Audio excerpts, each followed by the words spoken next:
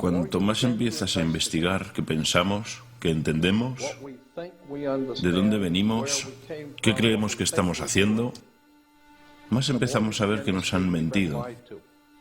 Todas las instituciones nos han mentido. ¿Qué te hace pensar que la institución religiosa sea la única que no lo ha hecho nunca? Las instituciones religiosas de este mundo están cubiertas de basura.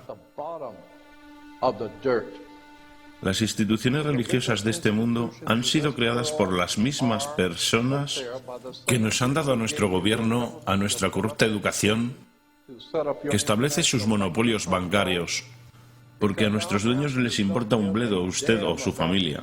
Todo lo que les preocupa es aquello por lo que siempre se han preocupado: el control de todo el maldito mundo. Hemos sido desviados de la verdadera presencia divina en el universo, que los hombres han llamado Dios. No sé lo que es Dios, pero sé lo que no es. Y hasta que no estés preparado para considerar toda la verdad, y a donde pueda ir, a quién te puede llevar, si quieres mirar a otro lado o creerlo más fácil, entonces en algún punto descubrirás que estás jugando con la justicia divina. Cuanto más te educas a ti mismo, más entiendes de dónde vienen las cosas y más obvias se vuelven y empiezas a ver mentiras en todos lados. Tienes que conocer la verdad e investigar la verdad, y la verdad te devolverá la libertad. Lo encontrarán difícil aquellos que han tomado la autoridad como la verdad, en lugar de la verdad como autoridad.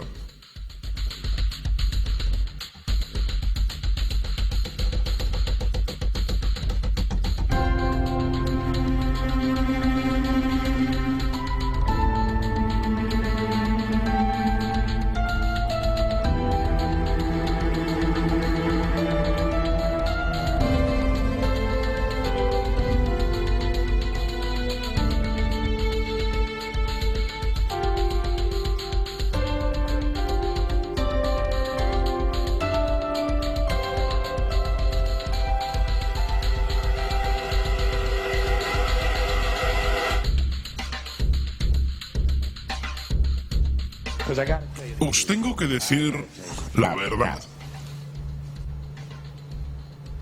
Cuando hablamos de tonterías, enormes, gigantescas sandeces, tenemos que observar sobrecogidos al campeón de todos los tiempos en falsas promesas y exageraciones: la religión.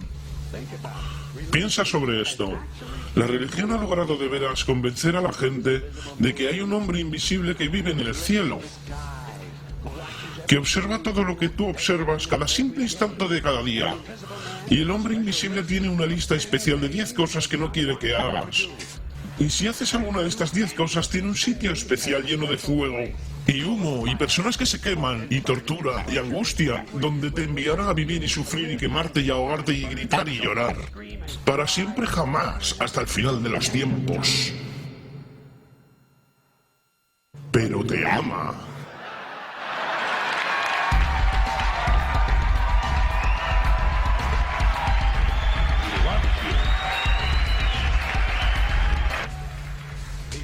Te ama y necesita dinero. Siempre necesita dinero. Es omnipotente, perfecto, omnisciente y sabio, pero por alguna razón no sabe prescindir del dinero. Las instituciones religiosas reciben miles de millones de dólares, no pagan impuestos y siempre necesitan un poco más. Por si querías una historia falsa de las buenas, aquí la tienes. Mentira sagrada.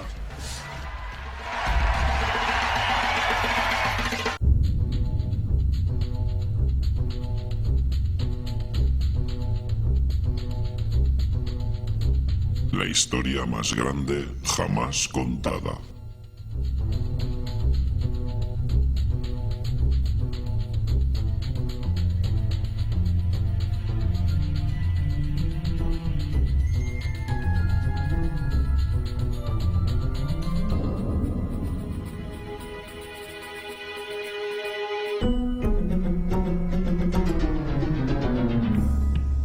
Este es el Sol.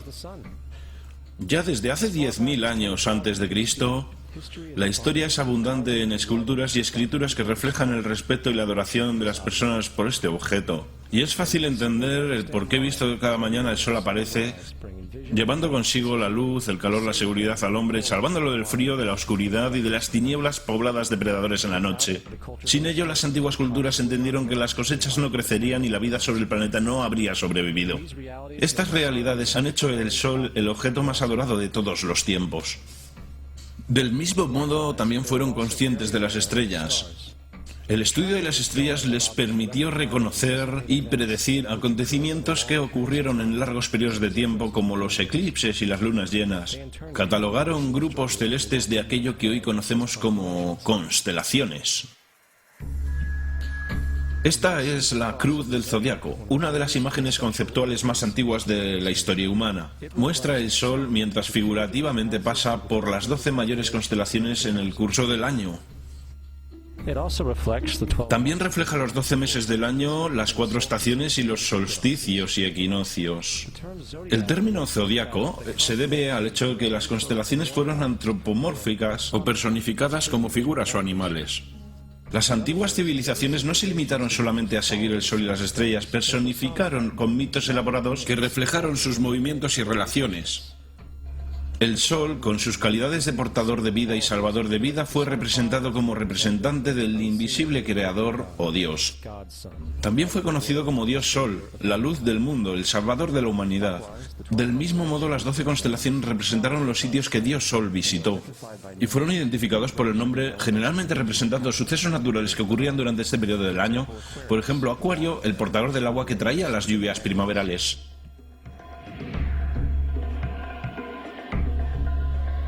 Este es Horus, el dios del sol de Egipto de 3000 años antes de Cristo. Es el sol antropomorfizado y su vida es una serie de alegorías mitológicas que tienen que ver con su movimiento en el cielo.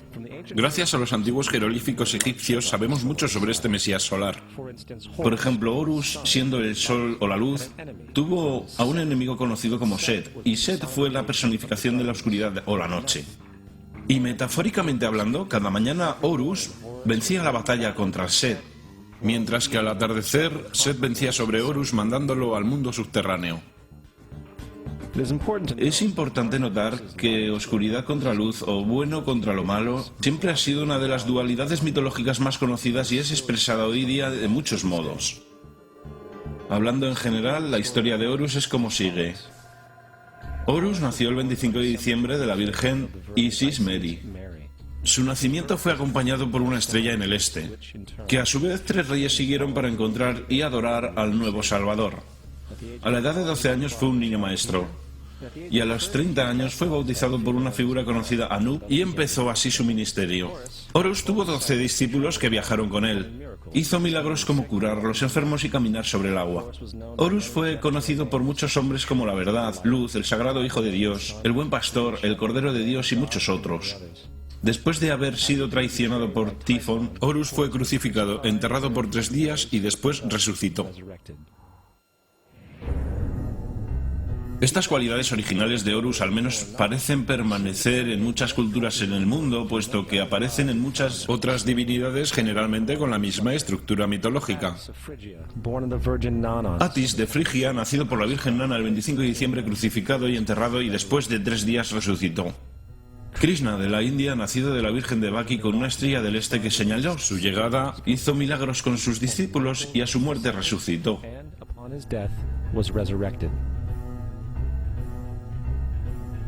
Dionisio de Grecia, nacido por una virgen el 25 de diciembre, fue un viajero maestro. Él hizo milagros como transformar agua en vino, fue llamado Rey de los Reyes, el único Hijo de Dios, el Alfa y el Omega, y muchos otros, y a su muerte fue resucitado.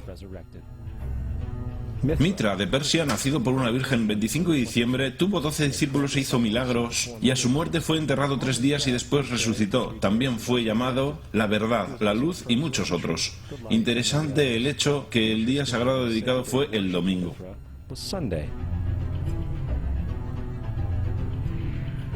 La evidencia es que ha habido numerosos salvadores en diferentes periodos en todo el mundo que tienen las mismas características.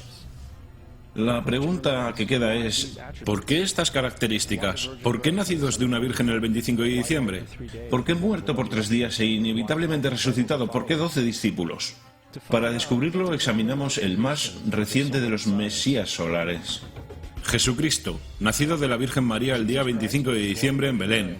Su nacimiento fue anunciado por una estrella en el este que 3 reyes magos siguieron para encontrar y adorar al nuevo Salvador. Fue un niño maestro a la edad de 12 años y a los 30 años fue bautizado por Juan Bautista. Así empezó su ministerio. Jesús tuvo 12 discípulos con los que viajó haciendo milagros como curar a los enfermos, caminar sobre el agua, despertar a los muertos, y también fue conocido como Rey de Reyes, el Hijo de Dios, la luz del mundo, el Alfa y el Omega, el Cordero de Dios. Después de haber sido traicionado por su discípulo Judas y vendido por 30 piezas de plata, fue crucificado, puesto en una tumba y después de 3 días resucitó y ascendió al cielo. Sobre todo, la secuencia del nacimiento es completamente astrológica. La estrella del este es Sirio, la estrella más luminosa del cielo nocturno que el 24 de diciembre se alinea con las estrellas más brillantes del cinturón de Orión. Estas estrellas son llamadas hoy, como vinieron llamándose en la antigüedad, los 3 reyes. Los 3 reyes y la estrella más luminosa, Sirio. Todas apuntan a un lugar en el que el sol sale el 25 de diciembre. Esto es porque los 3 reyes siguen la estrella del este, con el objetivo de encontrar el lugar del sol naciente, el nacimiento del sol.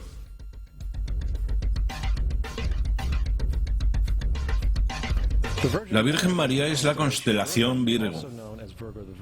Virgo en latín significa virgen. El antiguo símbolo de Virgo es la M modificada. Esta es la razón por la que María, junto con las otras madres vírgenes como Mirra, la madre de Adonis, o Maya, la madre de Buda, empezaron con M. Virgo también es a veces llamado como la casa del pan, y la representación de Virgo es una virgen con un haz de trigo. Esta casa del pan y el símbolo del trigo representan agosto y septiembre, el tiempo de la recolección. Belén, además se traduce literalmente como casa del pan. Belén es, por tanto, una referencia a la constelación Virgo, un lugar en el cielo, no sobre la tierra. Hay otro fenómeno muy interesante que ocurre el día 25 de diciembre, el solsticio de invierno. Del solsticio veraniego al invernal los días se vuelven más cortos y fríos. Desde la perspectiva del hemisferio norte, el sol parece moverse hacia el sur, volviéndose cada vez más pequeño, acortándose los días y llegando el fin de las cosechas. Con su llegada, el solsticio invernal simbolizó el proceso de la muerte. Fue la muerte del sol. Antes del 22 de diciembre, la muerte del sol fue observada completamente, y puesto que el sol se mueve hacia el sur continuamente por 6 meses, también es el día en que se encuentra el punto más bajo del cielo. Aquí ocurre una cosa extraña. El sol deja de moverse hacia el sur, al menos por lo que se puede percibir, por 3 días. Durante estos 3 días de pausa, el sol reside en las vecindades de la constelación conocida como Cruz del Sur. Después de este tiempo, el 25 de diciembre, el Sol se mueve 1 grado al norte, esta vez llevando consigo días más largos, el calor y la primavera. Por tanto, se dijo, el Sol ha muerto sobre la cruz. Ha quedado muerto por 3 días y después ha vuelto a nacer. Esta es la razón por la que Jesús y otros numerosos dioses del Sol comparten la crucifixión, la muerte por 3 días y el concepto de resurrección. Es el periodo de transición después de que el Sol cambia de dirección hacia el hemisferio norte del planeta, llevando la primavera y la salvación. En todo caso, no celebraron la resurrección del Sol sino hasta el equinoccio de primavera o Pascua. Esto es debido al hecho que en el equinoccio de primavera oficialmente el Sol derrota las fuerzas de las tinieblas y el día se vuelve por tanto más largo en duración que la noche, y las condiciones revitalizantes de la primavera emergen. Ahora, probablemente lo más obvio de todo el simbolismo astrológico alrededor de Jesús concierne a los 12 discípulos. Son sencillamente las 12 constelaciones del zodiaco, con lo que Jesús, siendo el Sol, viaja acompañado de ellas. En efecto, el número 12 es repetido muchas veces en toda la Biblia. Este libro tiene mucho más que ver con la astrología que con cualquier otra cosa. Volviendo a la cruz del zodiaco, la vida figurativa del Sol no fue solo una expresión artística o un instrumento para trazar los movimientos del Sol. También fue un símbolo espiritual pagano, cuya versión simplificada parecía esto. Este no es un símbolo cristiano. Es la adaptación pagana de la cruz del zodiaco.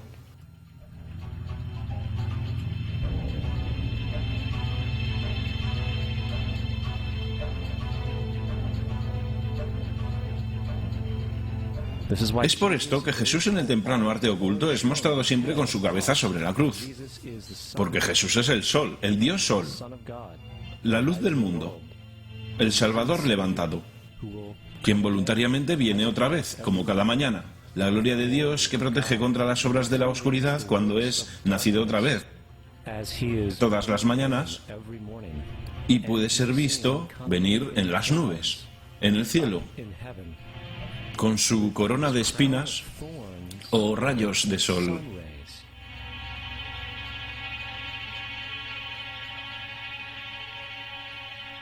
Ahora, de las muchas metáforas astrológicas astronómicas en la Biblia, una de las más importantes tiene que ver con las edades. Durante toda la escritura hay referencias numerosas a las edades. Para comprender esto, tenemos que estar familiarizados con el fenómeno conocido como la precesión de los equinoccios. Los antiguos egipcios, junto con culturas mucho más antiguas que ellos, supieron que cada 2150 años el amanecer en la mañana del equinoccio de primavera ocurre en un signo diferente del zodiaco. Esto tiene que ver con un lento bamboleo que mantiene la Tierra al rotar sobre su eje. Es llamado precesión porque las constelaciones se van retrasando, en vez de atravesar el ciclo normal anual. La cantidad de tiempo que necesita la precesión para pasar por los 12 signos es aproximadamente de 25.765 años. Esto también es llamado el Gran Año, y las sociedades antiguas eran muy conscientes de esto. Hicieron referencia a cada periodo de 2.150 años como una edad. Del 4300 al 2150 a.C. fue la edad de Tauro. De 2150 a un año después de Cristo fue la edad de Aries, el carnero. Desde el año 1 al 2150 después de Cristo, la edad de Piscis, la edad en la que estamos todavía hasta día de hoy. En el 2150 entraremos en una nueva edad, la edad de Acuario. Ahora, la Biblia refleja, hablando en general, un movimiento simbólico a través de 3 edades, mientras anuncia una cuarta. En el Viejo Testamento, cuando Moisés desciende del monte Sinaí con 10 mandamientos, está muy contrariado por ver a sus gentes venerar un becerro de toro dorado. A decir verdad, hizo añicos las tablillas de piedra y ordenó a sus gentes que se mataran para purificarse. La mayoría de los eruditos bíblicos atribuirían esta cólera al hecho de que los israelitas estaban venerando a un ídolo falso, o algo por el estilo. La verdad es que el toro dorado es Tauro, y Moisés representa la nueva edad de Aries, el carnero. Esta es la razón por la cual los judíos incluso todavía hoy soplan el cuerno del carnero. Moisés representa la nueva edad de Aries, y en esta nueva edad todos deben liberarse de la vieja edad. Las otras deidades marcan estas transiciones igualmente, como Mitra, un dios precristiano que mata el toro con la misma simbología. Ahora Jesús es la figura que conduce a la edad que sigue a Aries, la edad de Piscis, o los 2 peces. El simbolismo de pez es muy abundante en el Nuevo Testamento, cuando Jesús alimenta a 5.000 personas con pan y 2 peces. Cuando empieza su ministerio caminando a lo largo de Galilea, se hace amigo de 2 pescadores que lo siguen. Creo que todos hemos visto el pez Jesús en la parte trasera de los coches de mucha gente, aunque pocos saben lo que significa realmente. Es un simbolismo astrológico pagano para el reino del sol durante la edad de Piscis. También la presunta fecha de nacimiento de Jesús es esencialmente el principio de esta edad. En Lucas 22:10, cuando Jesús es preguntado por sus discípulos que dónde estará en la próxima Pascua después de marcharse, Jesús responde: «Contemplad, cuando estéis entrando en la ciudad, allí conoceréis a un hombre llevando un cántaro de agua. Síguelo hasta la casa donde entre». Esta Sagrada Escritura es con mucho una de las más reveladoras de todas las referencias astrológicas. El hombre que lleva un cántaro de agua es Acuario. El portador del agua, que es descrito como un hombre que vierte una jarra de agua permanente, representa la edad de después de Piscis. Y cuando el sol, el dios Sol, deja la edad de Piscis, Jesús, entrará en la casa de Acuario, porque Acuario sigue a Piscis en la precesión de los equinoccios. Todo lo que Jesús está diciendo es que después de la edad de Piscis vendrá la edad de Acuario. Todos hemos oído hablar alguna vez del fin de los tiempos o del fin del mundo. Aparte de las representaciones gráficas en el libro de la Revelación, la fuente principal de esta idea es Mateo 28:20, donde Jesús dice: estaré con vosotros hasta el final del mundo. Sin embargo, la versión del Rey James, mundo, es una mala traducción entre muchas malas traducciones. La palabra que realmente está utilizando es eón, que significa edad. Estaré con vosotros hasta el final de la edad. Es cierto, pues la personificación solar de Piscis de Jesús terminará cuando el Sol entre en la edad de Acuario. En su totalidad, el concepto del fin de los tiempos y fin del mundo es una alegoría astrológica mal interpretada. Digámosle eso a los aproximadamente 100 millones de personas en USA que creen que el final del mundo se acerca. El símbolo de Jesús, además de ser un híbrido literario y astrológico, es más explícitamente un plagio del dios sol egipcio Horus. Por ejemplo, este grabado de hace aproximadamente 3.500 años en las paredes del templo Luxor en Egipto. Son las imágenes de la proclamación, la concepción inmaculada, el nacimiento y adoración de Horus. Las imágenes comienzan con la visión que anuncia a la Virgen Isis que concebirá Horus. Luego Nef, el Espíritu Santo que deja embarazada a la Virgen, y luego el nacimiento virginal y la adoración. Esta es exactamente la historia del milagro de la concepción de Jesús. A decir verdad, las semejanzas literarias entre Horus y Jesús son sorprendentes.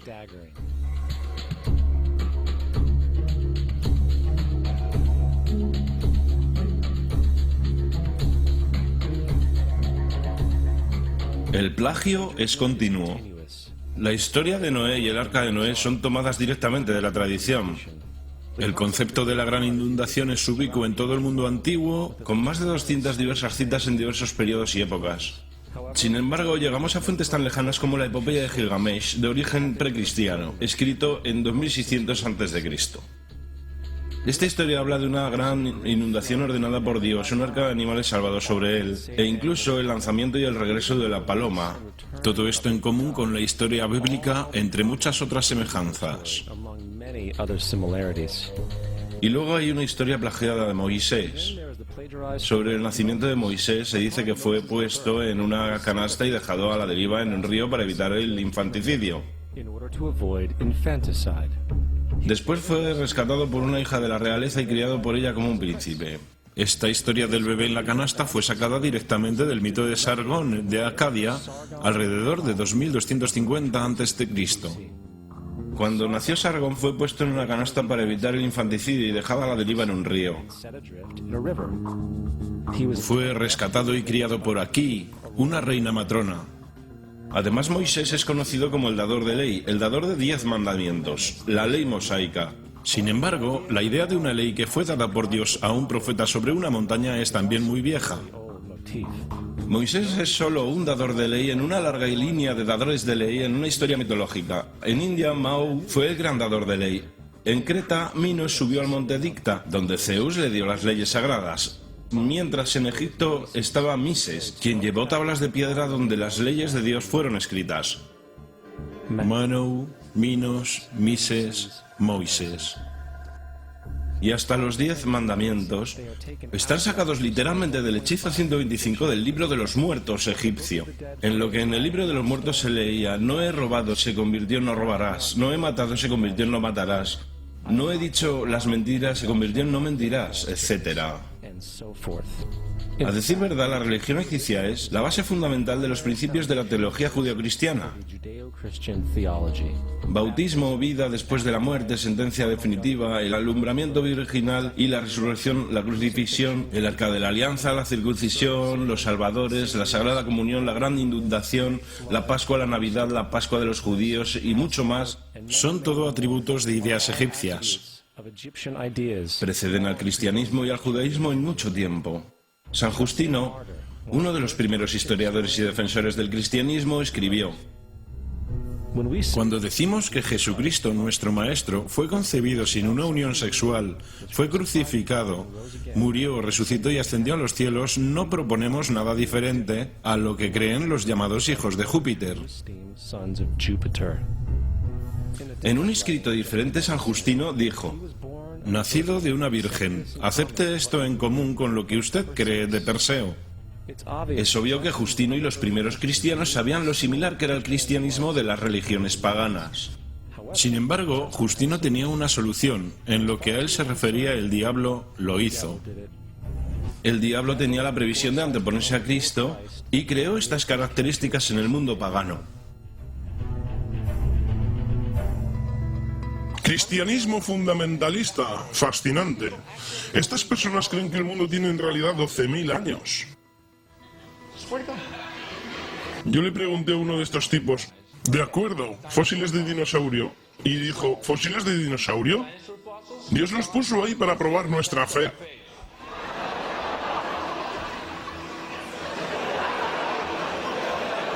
Pienso que Dios te puso aquí para probar mi fe, amigo.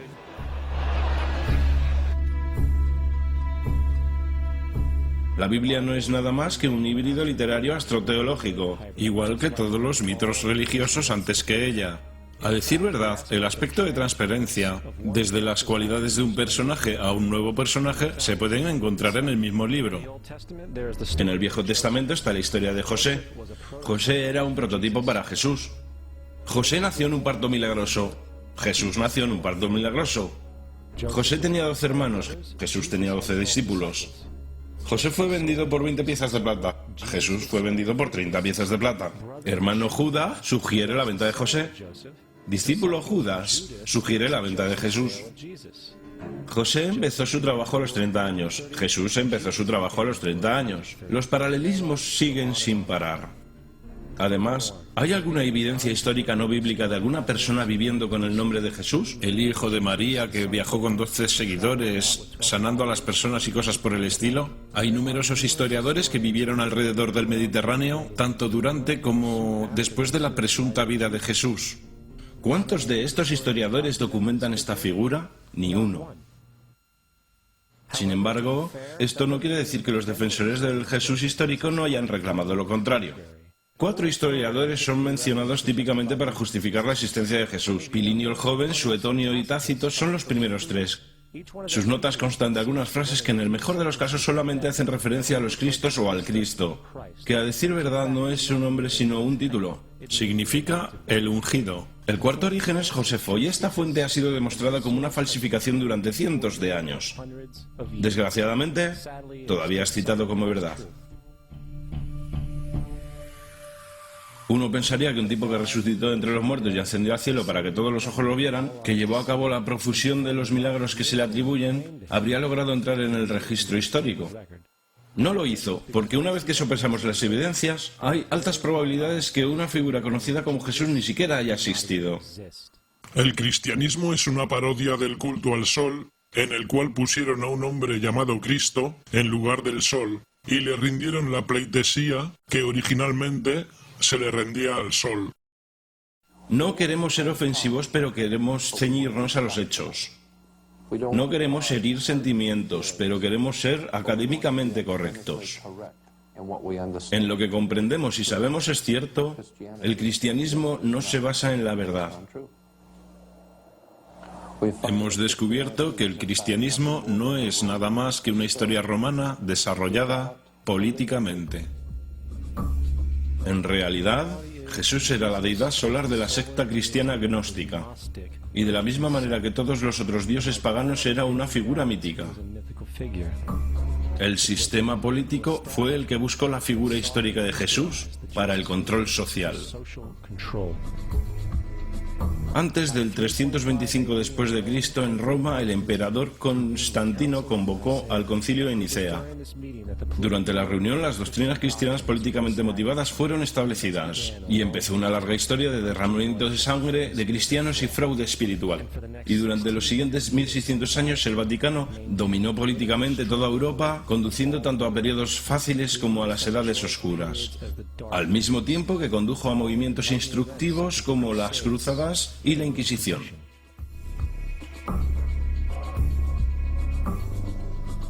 El cristianismo, junto con todos los demás sistemas de creencias, es el fraude de la era. Sirvió para separar la especie del mundo natural y de un individuo a otro, y además respalda la sumisión ciega a la autoridad. Reduce la responsabilidad humana al efecto que Dios lo controla todo, y los crímenes a su vez horribles puedan ser justificados en nombre de la búsqueda divina. Y aún más importante, otorga poderes a aquellos que saben la verdad, pero usan el mito para manipular y controlar sociedades. El mito religioso es el dispositivo de más alcance creado nunca y sirve como el suelo psicológico sobre el cual pueden prosperar otros mitos.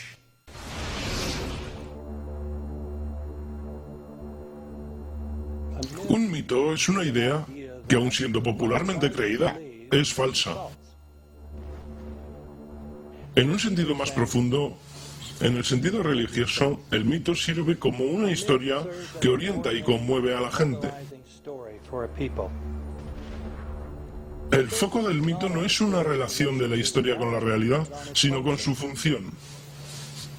Una historia no puede funcionar a menos que sea creída por la comunidad o la nación. No es un tema de debate que algunos tengan el mal gusto de cuestionar la veracidad de tal historia sagrada. Los guardianes de la fe no entran en debate con ellos. Ignoran o denuncian como blasfemo al que lo cuestione. Es erróneo, blasfemo y pecaminoso que sugiera, insinúe o ayude a otras personas a llegar a la conclusión que el gobierno de USA haya matado a 3.000 de sus propios ciudadanos.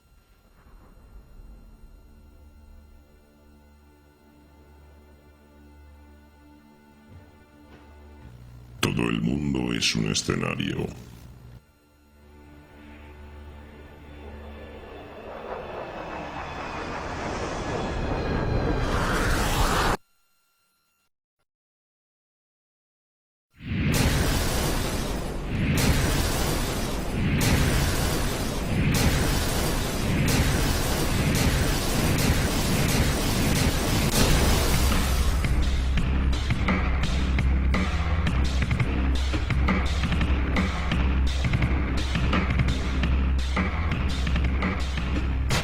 Si un equipo de demolición lo hubiera volado. Como cuando se demole un edificio viejo, como cuando un edificio viejo está siendo dinamitado a propósito y volado.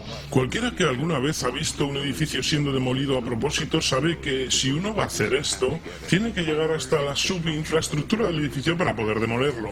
La forma en que esta estructura está colapsando es algo que fue planeado. No es accidental que la primera torre haya colapsado y la segunda torre haya colapsado de la misma forma. ¿Cómo lograron esto? No lo sabemos. El edificio se transformó en polvo. No encuentras un escritorio, una silla, no encuentras un teléfono, una computadora. La pieza más grande de un teléfono que encontré era la mitad del teclado. Era así de grande. ¿Qué pasó con el hormigón? El hormigón fue pulverizado de río a río. Este polvo, 2 o 3 pulgadas de ancho. El hormigón fue simplemente pulverizado. Todos hemos visto varias veces en televisión cuando un edificio es destruido intencionadamente con explosivos para derrumbarlo. Es como si tuvieran detonadores dispuestos para detonar el edificio. ¡Bum, bum, bum, bum! Escuché una explosión secundaria. Fue una explosión muy fuerte. Hubo una explosión secundaria y luego el correspondiente colapso. Cerca de explotar y tumbó a todos los demás. Para mí sonó como una explosión. Sonó como disparos, bam, bam, bam, y de repente 3 explosiones tremendas. Escuchamos una gran explosión que bajaba. Y entonces la parte superior del edificio simplemente explotó. Vimos algún tipo de explosión. Por la fuerza de la explosión. Una gran explosión. Fuimos para el 8º piso y... Pero cuando llegamos al lobby, esta gran explosión hizo... El lobby lucía como si una bomba hubiese explotado allí. It's been a huge explosion that we all heard and felt. We just witnessed some kind of follow-up explosion. We heard a very loud blast explosion. A secondary explosion at Tower 1 camp. That is another bomb going off. He thinks that there were actually devices that were planted in the building.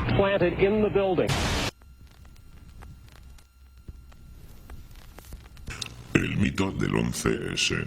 19 secuestradores dirigidos por Osama Bin Laden secuestraron 4 aviones comerciales con navajas y evadiendo el sistema de defensa aérea alcanzaron el 75% de sus objetivos. Las torres del World Trade Center colapsaron planta sobre planta debido a un fallo estructural causado por el fuego, mientras que el avión que alcanzó al Pentágono se evaporó en el impacto.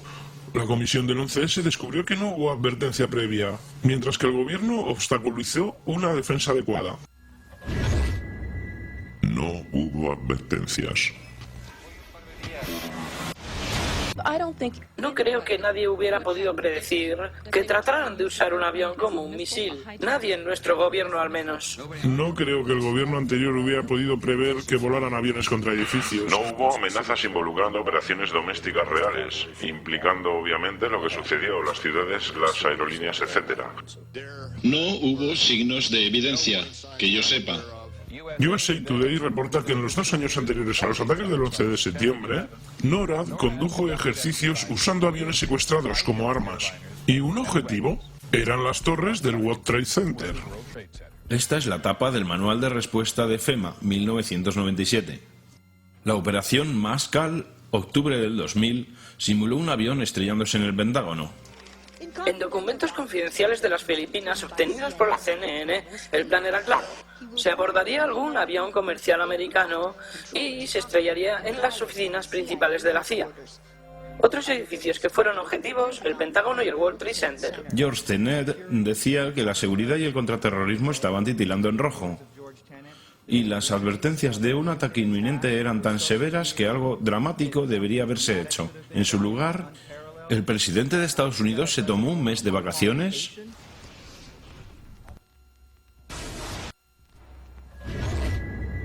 ...19 secuestradores. Mahmoud Ahmed, la cabeza de la inteligencia pakistaní ISI, le pidió a Omar Sheikh que transfiera $100.000 a Mohammed Atta, quien era el secuestrador jefe. El secuestrador Mohammed Atta recibió transferencias vía Pakistán. El hombre que le manda el dinero se cree que fue Ahmed Omar Sheikh. Omar Sheikh admitió que estaba respaldado por los servicios de inteligencia de Pakistán, el ISI. Nunca se investigó por qué el general Ahmad ordenó que se enviaran $100.000 a Mohammed Atta. En la mañana del 11 de septiembre, oficiales del gobierno estaban desayunando con el general Ahmad en Washington. La comisión del 11S consideró la financiación de los ataques como de poco significado práctico en su reporte oficial. Si nos han dicho que 4 o 5 de los supuestos secuestradores estaban en cada uno de los vuelos, sus nombres deberían haber estado en las listas de pasajeros. Pero las listas que fueron publicadas no contenían ni los nombres de los supuestos secuestradores ni ningún nombre árabe. Sabemos que los que supuestamente fueron los secuestradores tenían sus casas, coches, tarjetas de crédito pagadas por el gobierno de USA. En realidad eran agentes. La evidencia fue también aparentemente planeada. El pasaporte de uno de los secuestradores fue supuestamente encontrado entre los escombros. Pasa a través de la bola de fuego, a través del lado del avión, y luego cae hasta el suelo sin ningún rasguño. Durante 6 meses reportaron que tenían este pasaporte. ¡Ey, lo tenemos la prueba! Y entonces el tipo aparece y estaba todavía vivo. Varios de estos hombres están todavía vivos.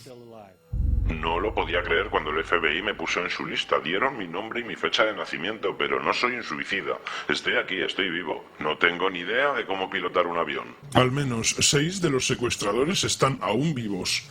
El FBI, hasta día de hoy, no ha corregido su lista. No hay ninguna evidencia que conecte ninguno de los secuestradores vivos o muertos con Osama Bin Laden. Osama Bin Laden. Por supuesto, estamos detrás de Saddam Hussein, quiero decir, Bin Laden. Enero de 2001. La administración Bush ordena al FBI y a las agencias de inteligencia que detengan las investigaciones relacionadas con la familia Bin Laden, incluyendo a los parientes de Osama, que vivían, adivinen dónde, en Falls Church, Virginia, vecinos de la central de la CIA. Cuando él ya era el criminal más buscado en USA, según se dice, estuvo 2 semanas en un hospital americano en Dubái. Fue tratado por un doctor americano y lo visitó un agente local de la CIA. No hemos visto ninguna pequeña evidencia que conecte a Osama Bin Laden directamente con la planificación del 11S. Este fracaso en la provisión de pruebas luego se dijo que fue innecesario porque Bin Laden, en un vídeo encontrado supuestamente en Afganistán, admitió su responsabilidad por los ataques. Esta confesión es ahora citada como prueba, pero el hombre del vídeo tiene la piel más oscura, pómulos más grandes y nariz más ancha que Osama Bin Laden en todos estos vídeos. Otra vez parece que tenemos una evidencia planeada. En 1976, el hermano mayor de Osama, Salem Bin Laden, contrató a un hombre en Texas con el nombre de Jim Bath para manejar todas las inversiones de la familia Bin Laden en los Estados Unidos. Jim Bath también resulta ser casi un viejo amigo o antiguo piloto de la Guardia Nacional con George Bush. Las conexiones entre los Bush y los Bin Laden se vuelven mucho más claras cuando George Herbert Walker Bush hizo viajes a Arabia Saudita en 1998 y 2000 para encontrarse con la familia Bin Laden representando a una compañía del grupo Carlyle. George Bush estaba reunido con un hermano de Osama, Safik Bin Laden, en la mañana del 11 de septiembre en representación del grupo Carlyle. Este grupo continúa amasando ganancias debido a la guerra contra el terrorismo y las guerras en Afganistán e Irak.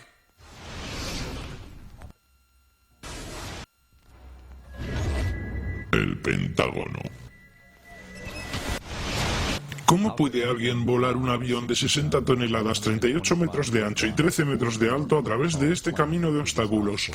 Antes de chocar con el Pentágono, realizó un giro de 270 grados hacia abajo en espiral y, sin embargo, Hani Hanhour era conocido por ser un terrible piloto que no podía volar ni siquiera un avión pequeño. Uno de los empleados de la escuela de vuelo dijo que a él no le importaba el hecho de que no pudiera aprobar el curso. Me sorprende que haya podido volar hasta el Pentágono. No podía volar en absoluto. No hay asientos, no hay cuerpos, no hay equipaje, solo ladrillos y piedra caliza. La explicación oficial es que el intenso calor del combustible vaporizó por completo el avión. El vuelo 77 tenía dos motores Rolls-Royce de 6 toneladas cada uno. Es científicamente imposible que estas toneladas de acero y titanio fueran vaporizadas por el combustible del avión.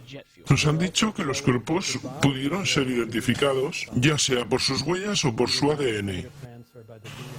¿Qué clase de fuego puede haber evaporado aluminio y acero templado y sin embargo dejar intactos restos humanos? De mi inspección de cerca, digo que no hay evidencia que un avión haya impactado en ningún lugar cercano al Pentágono. Y como dije, los restos que se pueden ver son lo suficientemente pequeños como para ser levantados con la mano. Poco después del ataque, agentes del gobierno recogieron escombros y se los llevaron. Después, todo el área fue cubierta con polvo y grava, de modo que la poca evidencia forense que hubiera quedado fue cubierta. Los vídeos de las cámaras de seguridad que mostraban que era lo que realmente había impactado en el Pentágono fueron inmediatamente confiscados por agentes del FBI. El Departamento de Justicia hasta el día de hoy se ha negado a publicarlos. Si estos vídeos probaran que el Pentágono fue realmente golpeado por un 757, la mayoría de nosotros asumimos que el gobierno los haría públicos.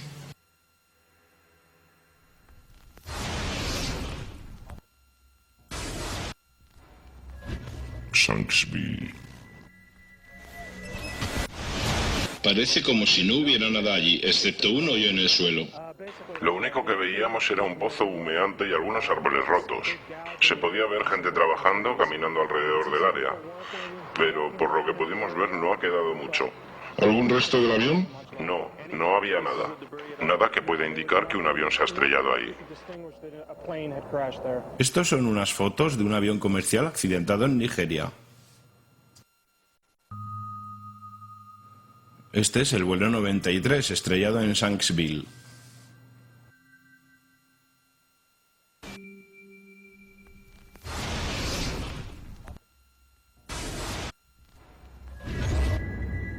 Las torres del World Trade Center. De acuerdo con la teoría, el fuego, aunque no derritió el acero, lo calentó lo suficiente para causar que los pisos debilitados por los choques de los aviones se soltaran de las columnas de acero, lo que causó una reacción en cadena. Lo que esperarías ver con esa teoría, que es la teoría oficial, sería una montaña de pisos apilados unos encima de otros, y en el medio un grupo de columnas del núcleo todavía en pie. El núcleo de las torres gemelas consistía en 47 gruesas columnas de acero. Si los pisos se hubieran soltado de ellas, las columnas todavía estarían en pie pie unos 300 metros hacia el cielo. Los aviones no cortaron todas las columnas centrales. Diseñamos los edificios para soportar un impacto de un Boeing 707 chocando en el edificio en cualquier punto. El edificio podía resistir probablemente varios impactos de aviones de línea. ¿El avión entró dentro de los edificios? Entonces, ¿usted dice que los edificios fueron diseñados para resistir un agujero como ese y todavía permanecer en pie? Si se soltara una bola de billar desde la cima del World Trade Center a 110 pisos, tardaría de 8 a 10 segundos en llegar al suelo si no encontrara absolutamente ninguna resistencia.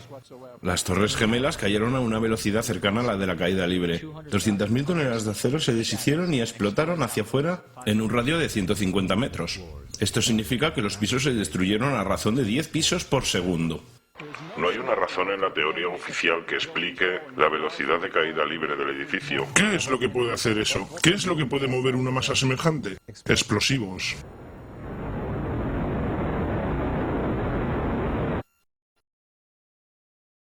...47 enormes columnas de acero interconectadas. ¿Cómo haces que caigan simultáneamente de modo que el núcleo desaparezca? Parece como si las columnas hubieran sido cortadas. La forma en que lo hacemos es cortando las vigas en ángulo.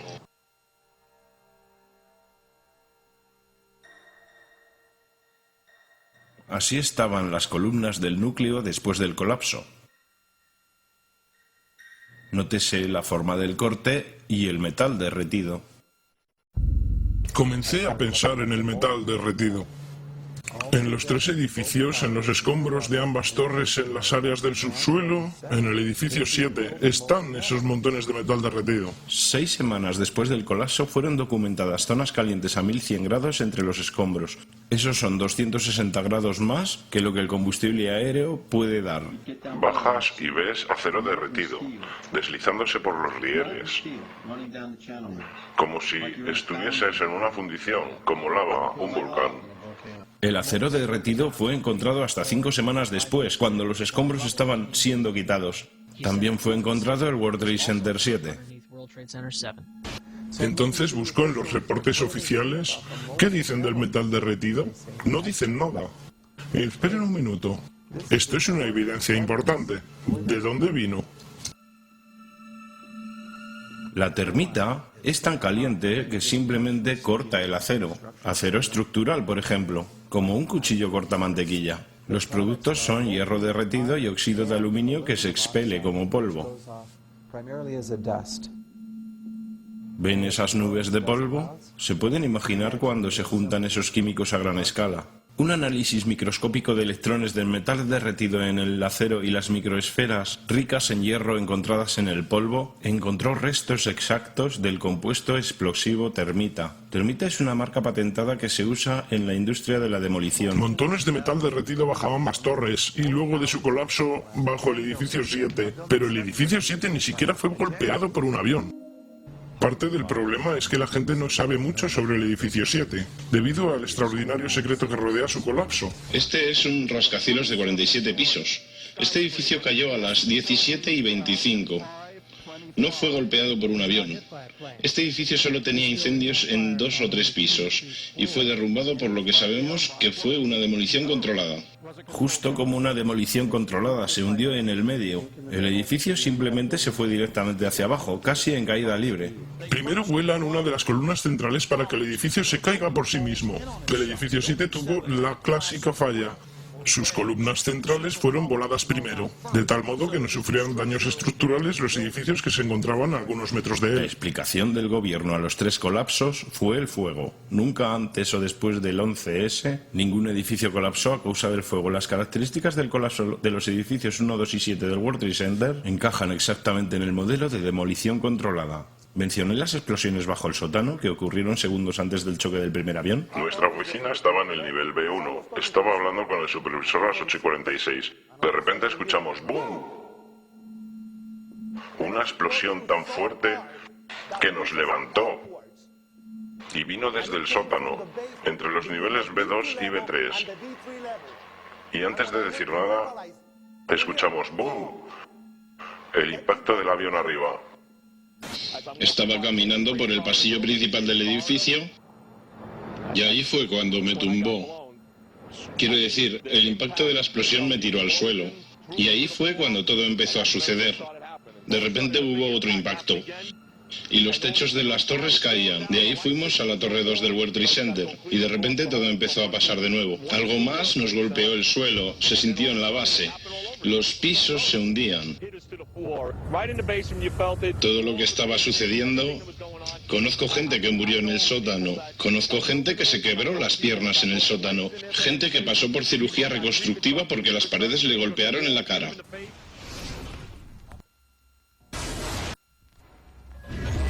NORAD, Sistema de Defensa Aérea de Estados Unidos. De acuerdo a los procedimientos operacionales estándar, si un controlador de vuelo del FAA nota algo que sugiera un posible secuestro, el controlador contactaría con sus superiores. Si el problema no se soluciona en aproximadamente un minuto, los superiores llaman al NORAD para que manden aviones de combate a interceptar para que averigüen qué sucede. NORAD llama a la base de fuerza aérea más cercana que tenga aviones en alerta. Generalmente las intercepciones se hacen dentro de los 10 minutos desde el aviso, pero en este caso, más de 80 minutos pasaron antes de que los aviones despegaran.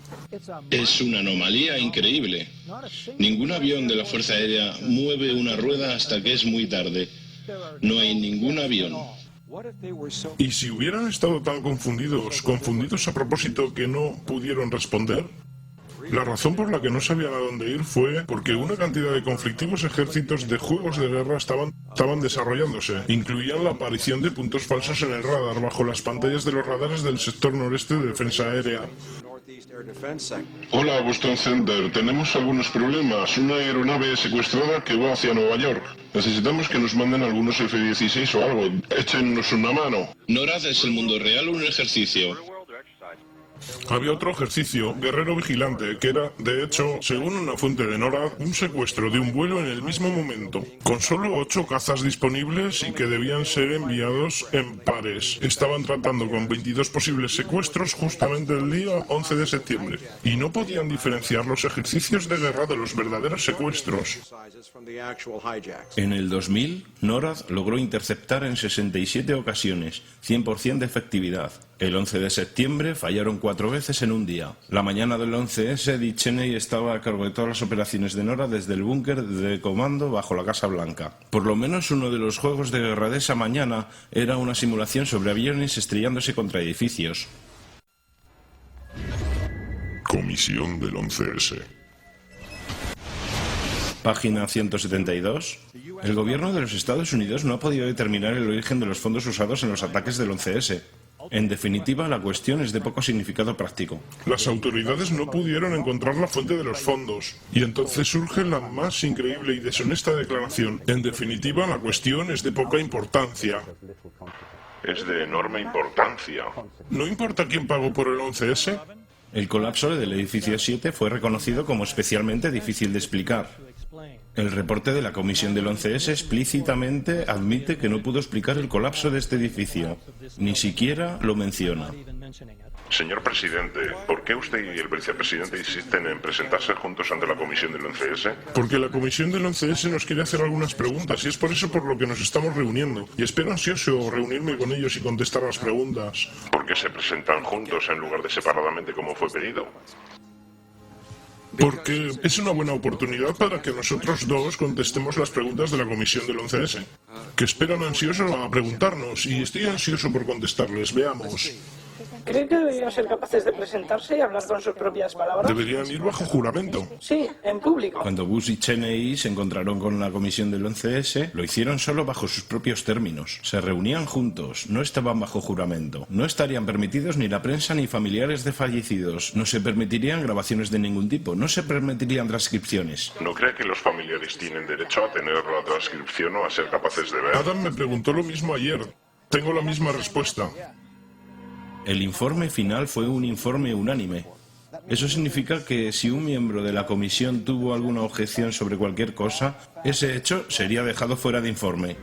Descubrimos que él no solo sirvió en el equipo de transición de la administración Bush, sino que fue la persona que escribió el borrador del memorando para la organización del Consejo de Seguridad Nacional de la administración Bush. Él es quien escribió sobre la estrategia de los ataques preventivos que fue usada para la guerra de Irak, y también es amigo personal de Condoleezza Rice. Queremos que renuncie. Literalmente no hay nada en el informe del 11S que la administración Bush no haya aprobado. Podemos entender, por tanto, que la comisión bajo el liderazgo de Kelly hubiese ignorado toda evidencia que hubiera apuntado a la verdad. Que el 11S fue una operación de bandera falsa y que permitió la autorización de doctrinas y fondos necesarios para un nuevo nivel de movilización imperial.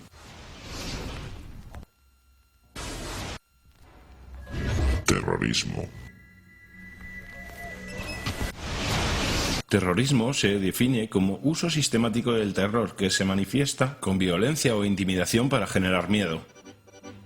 Armed with knives, armed with chemical, biological, nuclear weapons. Fanatics, terrorists, September 11th. September 11th, killers, September 11th, terrorists. Terrorists, Al-Qaeda, terrorists, nuclear weapons, terrorists. 9/11, terror, terrorists, evil. September 11th, September 11th. The terrorists, war and danger. September 11th, terrorism, global terrorism, terrorism, terrorists. Terrorists, terrorists, terrorists, terrorists, the terror. Terrorists, terrorists, terrorism. September 11th, global terrorism, terrorists. Terrorism. September 11th, world terrorism, terrorism. September 11th, global terrorism. September the 11th, terror. Weapons of mass destruction. September the 11th, terrorists. The evil terrorists, no.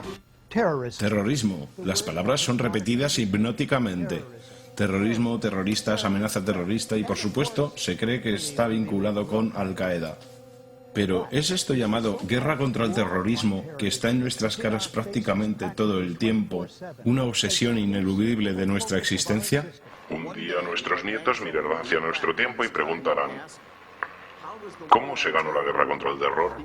La clase gobernante entera, la élite gobernante, ve al terrorismo como el medio perfecto, de hecho el único medio, para proveer cohesión social, proveyendo una imagen enemiga para que la sociedad se mantenga unida, de acuerdo con la teoría neoconservadora de Carl Smith. Se debe tener una imagen enemiga para tener una sociedad, y eso es algo muy peligroso, porque ahora significa que el orden social entero, los partidos políticos, la vida intelectual y la política en general están basados en un mito monstruoso. Prácticamente todos los sospechosos de terrorismo detenidos son liberados sin cargos, pero solo después de aparecer en la portada para que usted los vea.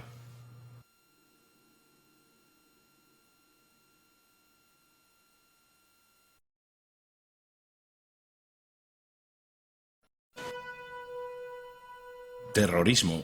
Técnica utilizada por los gobiernos para manipular la opinión pública con el fin de promover una agenda. Mira lo que la CIA ha hecho en este país. Lo que nos han hecho es increíble. Mira los actos terroristas que ocurrieron. La CIA estuvo involucrada en la mayoría, si no en todos ellos.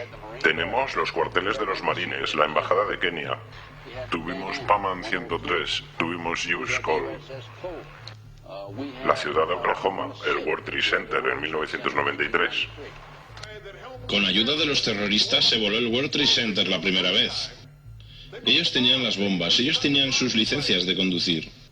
El informante llamó a Salem, un oficial de la Armada egipcio de 43 años. A él fue asignado preparar una bomba y entonces fue a su jefe en el FBI, y le preguntó: ¿vamos a poner una bomba falsa ahí, no? Y el jefe contestó: no, vamos a poner una bomba real. El FBI fue el que llevó a cabo el ataque del World Trade Center en 1993. Contrataron a Ed Salem y le pagaron $1 millón. Y le dieron explosivos reales y un detonador y le dijeron que construyera una bomba y se la diera a los tontos que él controlaba para permitirles atacar el complejo del World Trade Center. Desafortunadamente para ellos hubo solo 6 personas muertas. No fueron suficientes para aprobar leyes contra el terrorismo.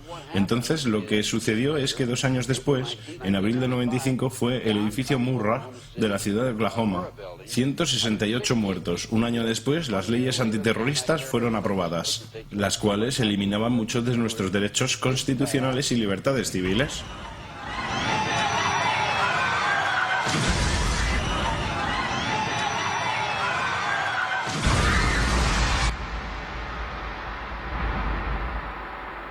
Tres trenes y un autobús fueron explotados, matando a 56 personas. Esa mañana justamente se estaba desarrollando un ejercicio antiterrorista que se ocupaba de el mismo escenario con bombas. en exactamente las mismas estaciones de tren y exactamente a la misma hora. Eran las 9:30 de la mañana. Estábamos, de hecho, ejecutando un ejercicio para una compañía de unas 1000 personas en Londres, basado en bombas simultáneas que explotarían precisamente en las estaciones afectadas. Todavía tengo los pelos de punta. Estaban haciendo un ejercicio para ver cómo sobrellevarían esto, y pasó justo de la misma manera. Precisamente. El mismo escenario con bombas en precisamente las mismas estaciones de trenes y precisamente a la misma hora. Debemos pensar que hay algún tipo de coincidencia, que hubo también una simulación antiterrorista. Al igual que el 11S, estaban hablando sobre ataques a los mismos objetivos, las mismas estaciones de tren, en exactamente el mismo momento que los ataques se estaban produciendo, proveyendo algún tipo de protección, por lo que deben ser operaciones orquestadas de alguna manera por el Estado.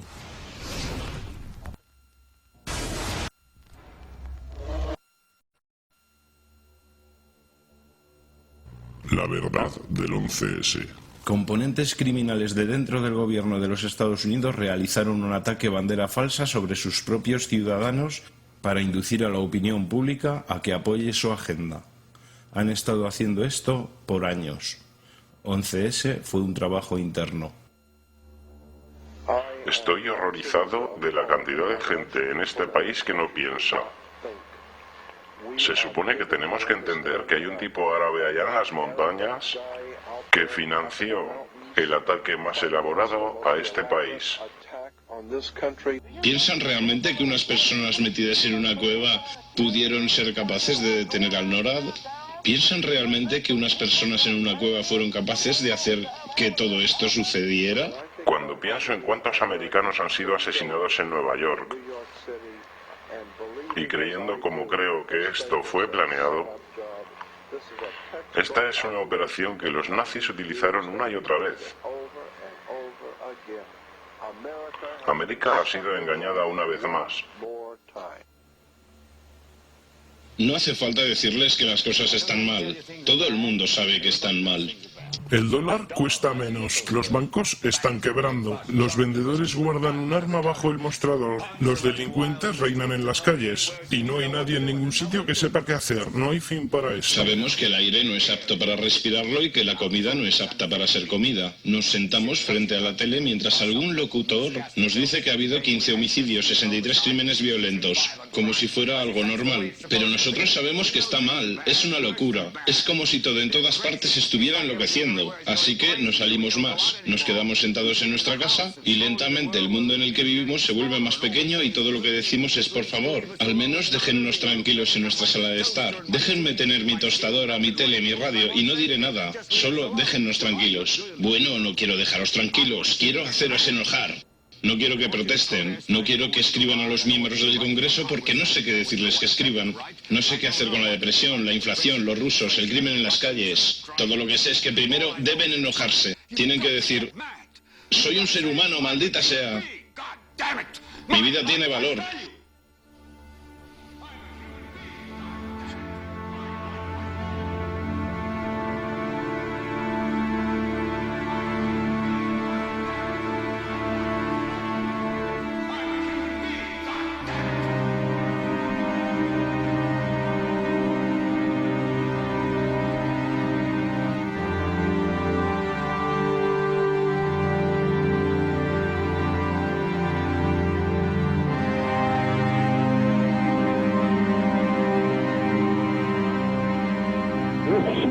Hay humo, es terrible, 105, Torre 2.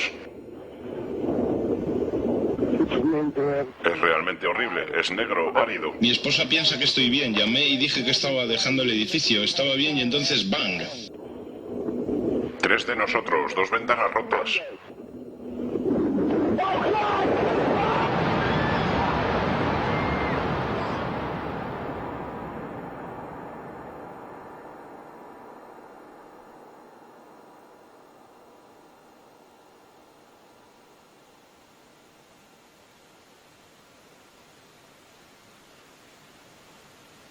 Interrumpimos este programa para un mensaje del presidente. Señoras y señores, la propia palabra secreto es repugnante en una sociedad libre y abierta. Y nos hemos opuesto intrínsecamente a las sociedades secretas, a juramentos secretos y a procedimientos secretos, porque nos enfrenta en todo el mundo una conspiración monolítica y despiadada que se basa principalmente en medios encubiertos para expandir su esfera de influencia, basada en infiltración en lugar de invasión, en subversión en lugar de elecciones, en intimidación en lugar de libre elección. Es un sistema que ha construido y usado vastos recursos humanos y materiales para construir una maquinaria eficiente, una red estrechamente entretejida, que combina operaciones militares, diplomáticas, de inteligencia, económicas, científicas y políticas. Sus preparativos son ocultos, no se publican, sus errores son enterrados, no salen en los periódicos, sus disidentes son silenciados, no elogiados. No se cuestionan los gastos, no se revelan los secretos. Es por eso que el legislador ateniense Salón decretó como delito que los ciudadanos se desentiendan de las controversias. Pido su ayuda en la tremenda tarea de informar y alertar a la población norteamericana, confiando en que con su ayuda los hombres serán como han nacido, libres e independientes.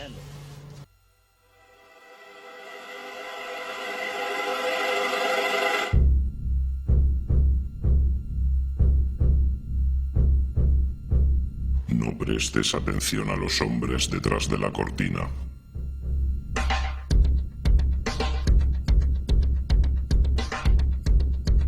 Detrás del trono hay algo más grande que el rey mismo.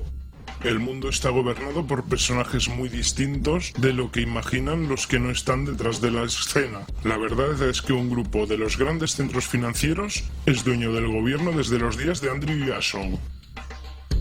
En 1775, la Guerra Americana Revolucionaria comenzó cuando las colonias americanas buscaron separarse de Inglaterra y su monarquía de opresión. Aunque hubo muchas razones para la revolución, una en particular sobresale como causa primordial.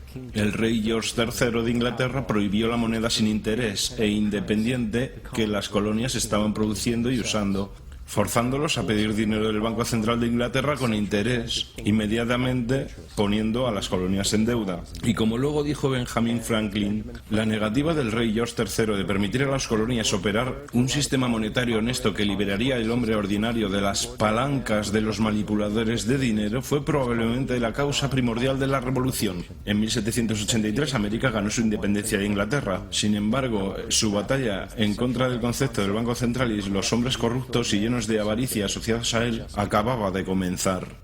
¿Qué es un banco central? Se trata de una institución que produce la moneda de una nación entera. Basados en el precedente histórico, existen dos poderes específicos, intrínsecos en la práctica del Banco Central: el control de las tasas de interés y el control del suministro de dinero o inflación. El Banco Central no solo provee dinero a la economía de un gobierno, se lo presta con interés. Entonces, aumentando o disminuyendo el suministro de dinero, el Banco Central regula el valor de la moneda emitida. Es crucial entender que la estructura entera de este sistema puede producir una sola cosa a largo plazo: deuda. No hace falta pensar mucho para entender esta estafa. Cada dólar producido por el Banco Central es prestado con interés. Esto significa que cada dólar producido es realmente un dólar, más un cierto porcentaje de deuda basado en este dólar. Y como el Banco Central tiene un monopolio sobre la producción de la moneda del país entero, y ellos prestan cada dólar con deuda inmediata asociada a él, ¿de dónde sale el dinero para pagar esta deuda? Solo puede venir nuevamente del Banco Central. Lo que significa que el Banco Central tiene que incrementar constantemente su suministro de dinero para temporalmente cubrir la deuda pendiente creada. Y puesto que este nuevo dinero es también prestado con interés, crea más deuda. El resultado final de este sistema, sin duda, es la esclavitud, porque es imposible para el gobierno y para el público salir algún día de esta deuda autogenerada. Los padres fundadores del país son bien conscientes de ello. Creo que las instituciones bancarias son más peligrosas que un ejército. Si el pueblo americano alguna vez permite a los bancos privados controlar la emisión de moneda, los bancos y corporaciones que crecerán alrededor de ellos privarán al pueblo de su propiedad hasta que sus hijos despierten, sin casa en el continente que sus padres conquistaron. Si quieren seguir siendo esclavos de los banqueros y pagar por el costo de su propia esclavitud, permítanles continuar creando el dinero y controlando el crédito de la nación.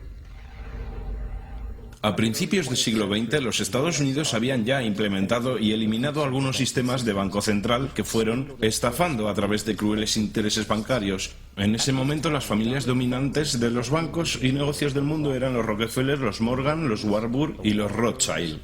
A principios del siglo intentaron instalar una vez más leyes para crear otro banco central. Sin embargo, sabían que el gobierno y el público desconfiaban, así que necesitaron crear un incidente para afectar a la opinión pública. Así, J.P. Morgan, conocido públicamente como un conocedor financiero de la época, aprovechó su influencia masiva publicando rumores de que un banco prominente de Nueva York era insolvente o había quebrado. Morgan sabía que esto causaría histeria masiva y que a la vez afectaría a otros bancos, y así fue. El público, temiendo perder sus depósitos, comenzó masivamente a retirar su dinero y, consecuentemente, los bancos fueron forzados a reclamar sus préstamos, obligando a vender sus productos, y así comenzó una espiral de quiebras, reposesiones y desorden. Poniendo las piezas en orden unos años más tarde, Freddie Callen, de la revista Life, escribió: «Los intereses de Morgan tomaron ventaja para precipitar el pánico en 1907, guiándolo astutamente mientras sucedía. Sin consciencia del fraude, el pánico de 1907 tuvo una investigación parlamentaria del Congreso, dirigida por el senador Nelson, quien tenía lazos íntimos con los monopolios bancarios, y luego formó parte de la familia Rockefeller por casamiento. La comisión, dirigida por Nelson Aldrich, aconsejó que debería crearse un banco central para evitar que un pánico como el de 1907 volviera a repetirse. Esta fue la chispa que los banqueros internacionales necesitaban para iniciar su plan. En 1910 hubo una reunión secreta en la propiedad de Morgan en Jekyll Island, en las costas de Georgia. Ahí fue donde se escribió la ley del Banco Central, llamada Acta de la Reserva Federal. Fue escrita por banqueros, no legisladores. La reunión fue tan secreta, tan oculta al conocimiento del gobierno o el público, que las 10 personas que formaron parte camuflaron sus nombres cuando salieron de la isla. Después de elaborar esta ley, fue entregada a su promotor político, Nelson Aldrich, para introducirla en el Congreso. Y en 1913, con fuerte patrocinio político de parte de los banqueros, Woodrow Wilson fue el presidente, habiendo ya aceptado firmar el Acta de la Reserva Federal a cambio de apoyo en su campaña.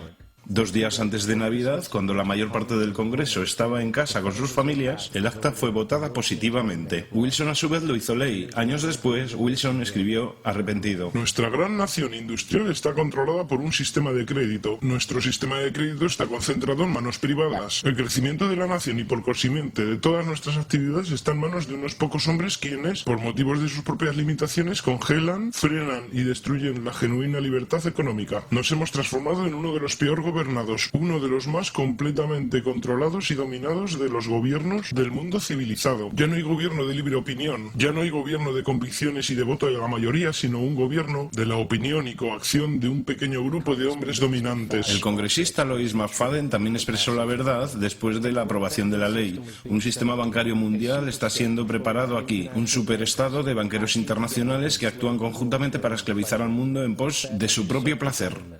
El Banco Central ha usurpado al gobierno. Al público se le dijo que el sistema de reserva federal era un estabilizador económico y que la inflación y la crisis económica serán algo del pasado. Como muestra la historia, nada está más lejos de la verdad. El hecho es que los banqueros internacionales ahora tienen una máquina ajustada para expandir sus ambiciones personales. Por ejemplo, entre los años 14 y 19, la Fed incrementó el suministro de dinero a casi un 100%, traducido en grandes préstamos a los bancos pequeños. Ahora, en 1920, la Fed retiró porcentajes masivos de suministro de dinero, forzando así a los bancos menores a cancelar su enorme cantidad de préstamos, y como en 1907 hubo crisis bancarias, quiebras y el subsiguiente colapso, más de 5.400 bancos competitivos fuera de la Fed colapsaron. Esto consolidó aún más el monopolio de un pequeño grupo de banqueros internacionales. Al tanto de este crimen, el congresista Lindbergh se puso de pie y dijo en 1921: Bajo el Acta de la Reserva Federal, los pánicos son creados científicamente. El pánico actual es el primero creado científicamente y funcionó como calculamos una ecuación matemática. Sin embargo, el pánico del 20 solo fue un precalentamiento. Del 21 al 29, la Fed otra vez incrementó el suministro de dinero, otra vez resultando en grandes préstamos al público y a los bancos. Se creó otro nuevo tipo de préstamo llamado préstamo margen en el mercado bursátil, muy simple. Un préstamo margen le permitía al inversor pagar solo el 10% del precio de un título, siendo el otro 90% prestado a través del corredor de bolsa. En otras palabras, una persona podía tener 1.000 pagando 100. Este método fue muy popular en los años 20, cuando todo el mundo parecía estar haciendo dinero en la bolsa. Sin embargo, este préstamo tenía una trampa. Podía ser solicitado en cualquier momento y debía ser pagado en 24 horas. Esto se llama pedido marginal y el resultado típico de un pedido marginal es la venta de stock comprado con el préstamo. Entonces, unos meses antes de octubre del 29, Rockefeller, Bernard Baruch y otros conocedores silenciosamente se retiraron de la bolsa y el 24 de octubre del 19, los financistas de New York, quienes entregaron los préstamos marginales, empezaron a pedirlos en masa. Esto provocó una venta masiva en el mercado, puesto que todos debían cubrir sus préstamos marginales, y por consiguiente disparó una crisis masiva de bancos por la misma razón. Colapsaron 16.000 bancos y habilitaron a los banqueros internacionales conspiradores a no solo comprar los bancos rivales con descuentos, sino también a comprar corporaciones completas por centavos de dólar. El robo más grande de la historia americana. Pero esto no acaba aquí.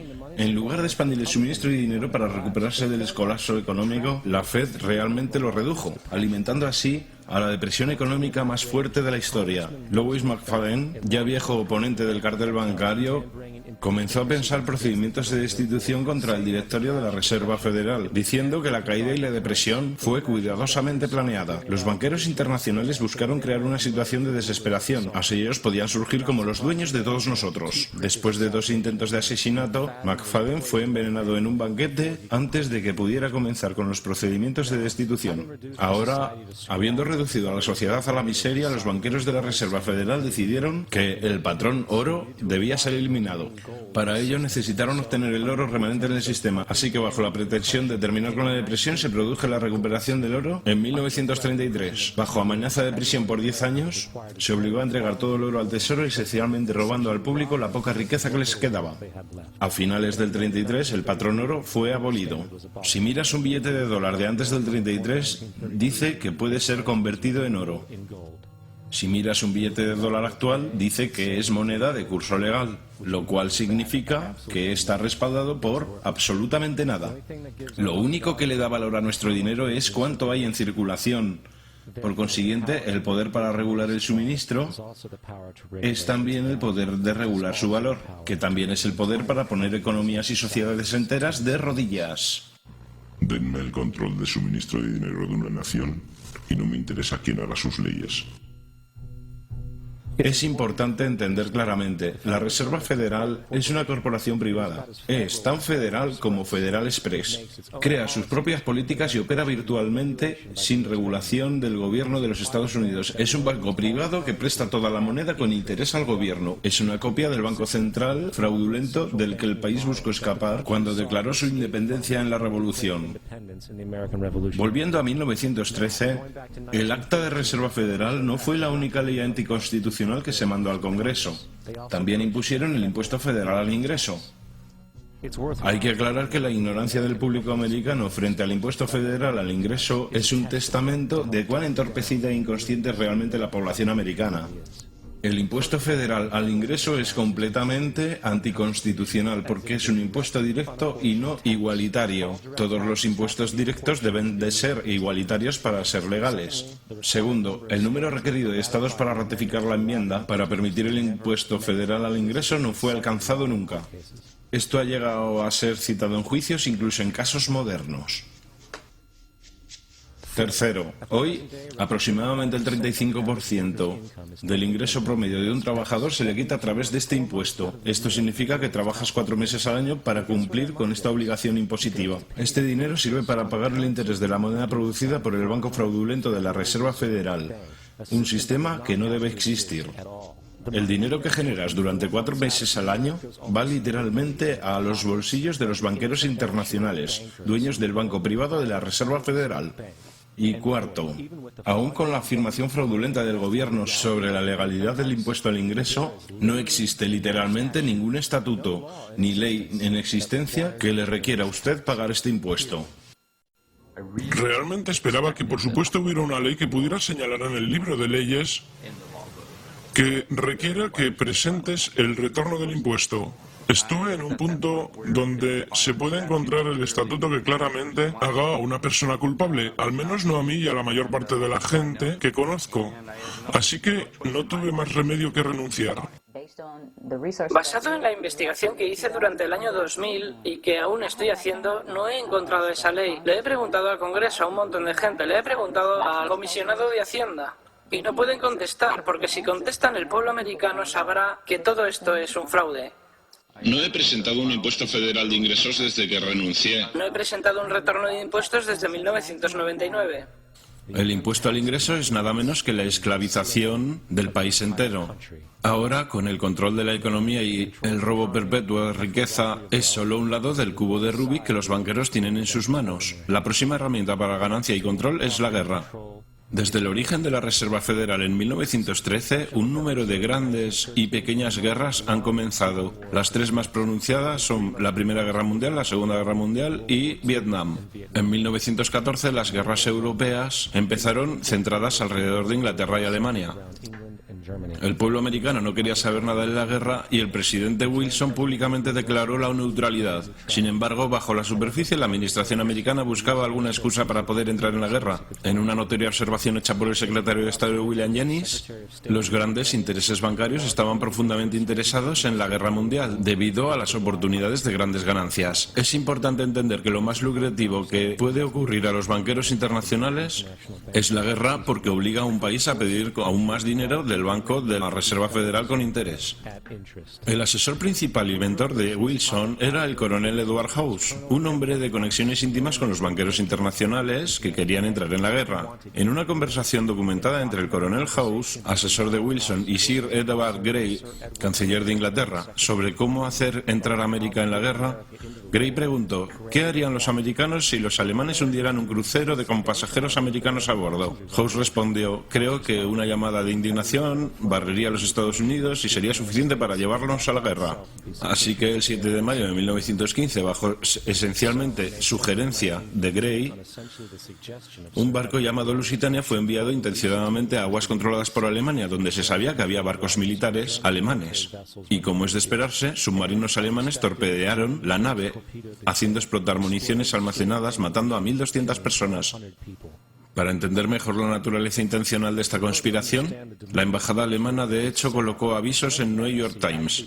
Dijeron a la gente que si abordaban el Lusitania lo hicieran a su propio riesgo, porque pasaría navegando de América a Alemania a través de la zona de guerra y se arriesgaba a ser destruido. De hecho, y como fue anticipado, el hundimiento de Lusitania causó una ola de ira entre la población americana y América entró en la guerra poco después. La Primera Guerra Mundial causó 323.000 muertes americanas. Rockefeller ganó alrededor de $200 millones. Eso es alrededor de 3.000 millones actuales, sin mencionar que la guerra costó alrededor de $30.000 millones para los americanos. La mayor parte fue pedida al Banco de la Reserva Federal con interés, expandiendo aún más las ganancias de los banqueros internacionales. Segunda Guerra Mundial. El 7 de diciembre del 41, Japón atacó a la flota americana en Pearl Harbor, provocando nuestra entrada en la guerra. El presidente Roosevelt declaró que el ataque fue un día que viviría en la infamia. Un día de infamia seguramente, pero no por el supuesto ataque sorpresa sobre Pearl Harbor. Después de 60 años de información saliendo a la superficie, se ve claro que el ataque sobre Pearl Harbor fue deseado y provocado. Roosevelt, en cuya familia había banqueros desde el siglo XVIII, cuyo tío Frederick estuvo en la Junta de la Reserva Federal original, estaba muy a favor de los intereses de los banqueros internacionales y el interés era entrar en la guerra. Y como ya hemos visto, nada es más beneficioso para los banqueros internacionales que la guerra. En una entrada del diario del secretario de guerra de Roosevelt, Henry Stinson, fechada el 25 de noviembre de 1941, documentó una conversación que tuvo con Roosevelt. La cuestión era: ¿qué maniobra haríamos para que hagan el primer disparo. Era deseable asegurarse que los japoneses fueran los que hicieran esto, para que no hubiera dudas de quiénes eran los agresores. En los meses que precedieron al ataque de Pearl Harbor, Roosevelt hizo lo posible para enfadar a los japoneses, mostrando una postura de agresión. Detuvo todas las importaciones japonesas de petróleo americano, congeló todos los bienes japoneses en los Estados Unidos, hizo préstamos públicos a la China nacionalista y entregó ayuda militar a los ingleses, ambos enemigos de Japón en la guerra, que dicho sea de paso viola las reglas de guerra internacionales. El 4 de diciembre, 3 días antes del ataque, la inteligencia australiana advirtió a Roosevelt sobre una fuerza de ataque japonés moviéndose hacia Pearl Harbor. Roosevelt la ignoró y, como fue deseado y permitido, el 7 de diciembre Japón atacó Pearl Harbor matando 2.400 soldados. Antes de Pearl Harbor, el 83% del público americano no quería tener nada que ver con la guerra. Después de Pearl Harbor, 1 millón de hombres se ofrecieron como voluntarios. Es importante destacar que las acciones de guerra de la Alemania nazi eran ampliamente apoyadas por 2 organizaciones. Una de ellas se llamaba IG Farben, la cual produjo el 84% de los explosivos alemanes e incluso el Zyklon B, usado en los campos de concentración para matar a millones. Uno de los socios no conocidos de Farben fue la Standard Oil Company, propiedad de Rockefeller en América. De hecho, la fuerza alemana no podía operar sin un aditivo especial creado por esta compañía. El drástico bombardeo alemán de Londres, por ejemplo, fue posible por una venta de $20 millones en combustible a IG Farben por la Standard Oil Company de Rockefeller. Este es solo un pequeño ejemplo de cómo empresas americanas negociaban en ambos lados de la guerra mundial. Otra de las compañías traidoras que merece la pena nombrar es la Union Banking Corporation de New York. No solo financió numerosos aspectos del ascenso al poder de Hitler, junto con suministros durante la guerra, sino que también era un banco para lavar dinero nazi, lo que eventualmente se descubrió por tener dinero nazi en sus bóvedas. La Union Banking Corporation de Nueva York fue requisada por violación del acta de negociación con el enemigo. Adivina quién era el vicepresidente y director de Union Bank: Prescott Bush, el abuelo del presidente Bush y, por supuesto, el padre del presidente anterior. Ten esto en cuenta cuando consideres las condiciones morales y políticas de la familia Bush. Vietnam. La declaración oficial de guerra de los Estados Unidos a Vietnam del Norte en 1964 fue después de un supuesto incidente que involucraba destructores americanos siendo atacados por lanchas PT de Vietnam en el Golfo de Tonkin. Este llamado incidente del Golfo de Tonkin fue el pretexto catalítico para el despliegue masivo de tropas y guerra total. Sin embargo, hay un problema. El ataque contra los destructores americanos por las lanchas PT nunca sucedió. Fue una farsa para tener una excusa y entrar en la guerra. El anterior secretario de Defensa, Robert McNamara, dijo años después que el incidente del Golfo de Tonkin fue un error, mientras muchos otros oficiales han hecho público que fue una farsa preparada, una completa mentira. Una vez en guerra, lo de siempre. En octubre de 1966, el presidente Lyndon Johnson levantó las restricciones comerciales sobre el bloque soviético, sabiendo muy bien que los rusos estaban suministrando hasta un 80% de las provisiones a los norvietnamitas. Consecuentemente, los intereses de Rockefeller financiaron fábricas en la Unión Soviética. Los rusos las usaron para fabricar equipamiento militar y enviarlo al norte de Vietnam. Sin embargo, la financiación de ambos lados del conflicto era solo una cara de la moneda. En el 85, las reglas de confrontación de la guerra de Vietnam fueron desclasificadas. Se mostraba que podían y no podían hacer las tropas militares en la guerra. Incluía cosas tan absurdas como que los sistemas de misiles contra aviones no podían ser bombardeados hasta que se supiera que eran completamente funcionales. No se podía perseguir a ningún enemigo una vez que cruzaran la frontera de Laos o Camboya. Y lo más revelador de todo, los bancos estratégicos más críticos no podían ser atacados a menos que el ataque fuera iniciado por oficiales de alto rango. Aparte de estas ridículas limitaciones impuestas, Vietnam del Norte fue informado sobre estas restricciones y así pudo crear estrategias enteras basadas en las limitaciones de las fuerzas americanas. Debido a todo esto, la guerra duró tanto tiempo. La guerra de Vietnam no se pretendía ganar. Esta guerra por ganancias causó 58.000 muertes americanas y 3 millones de vietnamitas muertos. Entonces, ¿dónde estamos ahora? El 11S fue el inicio de lo que ahora es una acelerada agenda creada por una élite cruel. Fue una excusa para la guerra, no diferente del hundimiento del Lusitania, la provocación de Pearl Harbor y la mentira del Golfo de Tonkin. De hecho, si el 9/11 no fue planeado como pretexto de guerra, sería una excepción a la regla. Ha sido utilizado para comenzar dos guerras ilegales no provocadas, una contra Irak y otra contra Afganistán. No obstante, el 9S fue pretexto para otra guerra, la guerra contra ti. El Acta Patriótica, Homeland Security, el Acta de Tribunales Militares y otras legislaciones están diseñadas para destruir tus libertades civiles y limitar tu capacidad de luchar contra lo que viene. Actualmente en los Estados Unidos, sin previo aviso a la mayoría de americanos con el cerebro lavado, tu casa puede ser registrada sin una orden, sin estar tú en ella. También puede arrestarte sin decirte los cargos, detención indefinida sin acceso a un abogado y siendo legalmente torturado. Todo bajo la sospecha de que podría ser un terrorista. Si necesitas una foto de lo que está ocurriendo en Estados Unidos, veamos cómo la historia se repite a sí misma. En febrero de 1933, Hitler dirigió un ataque bajo falsa bandera, incendiando el edificio del propio Parlamento alemán, el Reichstag, y culpó a terroristas comunistas. Algunas semanas después, aprobó el Enabling Act, que erradicaba completamente la Constitución alemana, destruyendo así las libertades de las personas. Esto permitió una serie de guerras preventivas, todas justificadas frente al pueblo alemán como necesarias para mantener la seguridad de la nación.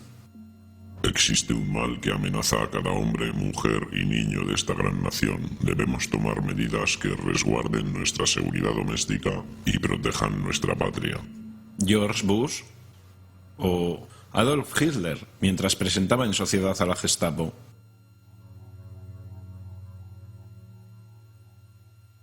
Am Schicksal des Kommunismus und der sich mit ihm verbrüdernden anderen Organisationen ändert dies nichts. Nuestro enemigo es una red terrorista y los gobiernos que la apoyan. Es hora de despertar. La gente del poder hace lo posible para asegurarse que estés continuamente distraído y manipulado. La percepción de la realidad de la mayoría, especialmente en el terreno político, no les es propia. Les es sagazmente impuesta sin que ellos se den cuenta siquiera. Por ejemplo, gran parte del público cree en realidad que la invasión a Irak está saliendo mal porque la violencia sectaria no parece detenerse. Lo que el público no alcanza a ver es que la desestabilización es lo que realmente quieren quienes están detrás del gobierno. Esta guerra pretende ser sostenida para que la región pueda ser dividida y se pueda mantener el dominio del petróleo, se recojan continuos beneficios para los contratistas y que se establezcan bases militares permanentes para usarse como puntos de lanzamiento contra otros países petroleros no dispuestos a ceder, como Irán y Siria. Para entender mejor que la guerra y la desestabilización es puramente intencional, en 2005, dos comandos ingleses fueron arrestados por la policía iraquí, tras haber sido capturados conduciendo su coche y disparándole a civiles, mientras iban vestidos como dos árabes. Después de su arresto y prisión en la cárcel de Basora, el ejército británico requirió que los soltaran. Cuando Basora se negó, tanques ingleses irrumpieron en la prisión y liberaron a los hombres. Si quieres destruir una zona, ¿cómo lo haces? Hay dos formas. Puedes ir y bombardearla, pero eso no es muy eficiente. Lo que haces es procurar que la gente de la zona se maten entre ellos y destruyan su propio territorio, sus propias granjas. Eso es lo que se ha hecho en esta zona. La manera que destruyes un oponente es hacer que se destruya a sí mismo, dividiendo sus filas contra ellos mismos. Entonces les ayudas. Tienes agentes alimentando ambos bandos, inflamando ambos lados y se exterminan. Ya es hora de que algunos de nosotros despertemos a esta realidad, que entendamos que la gente que trata de mantener imperios y crear imperios, lo hacen manipulando a la gente que tratan de conquistar. Te preguntarás por qué la cultura entera está saturada de programas de entretenimiento en los medios masivos, mientras que el sistema educativo en América continúa con su asombrosa decadencia estupidizante desde que el gobierno americano decidió hacerse cargo de los subsidios al sistema público educativo. Tu gobierno consigue lo que paga. Cuando entendamos eso, entonces miraremos a las instituciones educativas financiadas por el gobierno y veremos el tipo de estudiante y tipo de educación que se está produciendo con estas escuelas financiadas por el gobierno. La lógica te dirá que si lo que sale de estas escuelas no está de acuerdo con lo que el Estado y el gobierno federal querían, entonces se debería cambiar. La idea es que el gobierno obtiene lo que pidió. No quieren que tus hijos sean educados. No quieren que pienses demasiado. Este es el porqué de la proliferación de entretenimientos, shows televisivos de masas, parques de diversiones, drogas, alcohol y todo tipo de distracciones para mantener la mente humana entretenida. Así no te metes en el camino de la gente importante por pensar demasiado. Mejor despierta y entiende que hay gente que está guiando tu vida.